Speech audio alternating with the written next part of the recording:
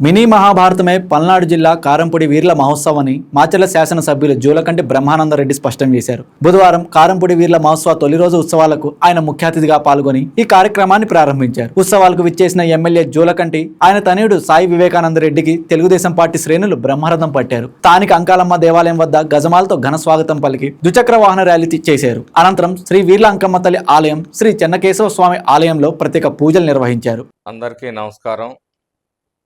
ఈరోజు పల్నాడు వీరుల్ని స్మరించుకుంటూ అనాదిగా 13వ శతాబ్దంలో జరిగిన యుద్ధ వీరులకి సంస్మరణగా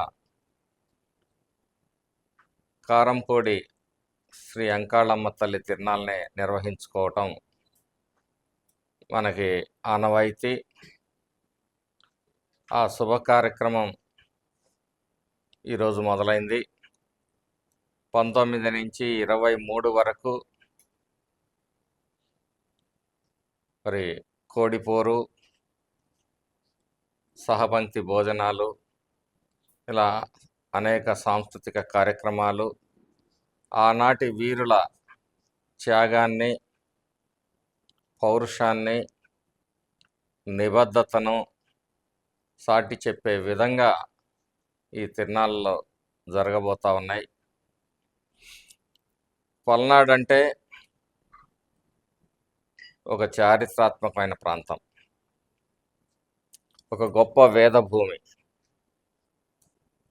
13వ శతాబ్దంలో జరిగిన పల్నాటి యుద్ధం ఒక మినీ మహాభారతంగా వర్ణిస్తారు. అన్నదమ్ముల మధ్య ఆనాడు పాచికలైతే ఈనాడు కోడిపోరుతోటి, ఇక్కడ కోడిపోరుతోటి. ఆ రోజు మరి ఒకవైపు పాండవులైతే ఒకవైపు కౌరవులు.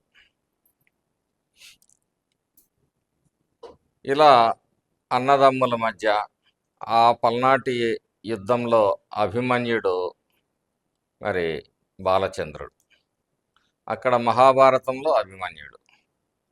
అనేక పోలికలు ఉండటం మూలంగా ఈ పల్నాడు యుద్ధాన్ని మినీ మహాభారతంగా పోలుస్తారు.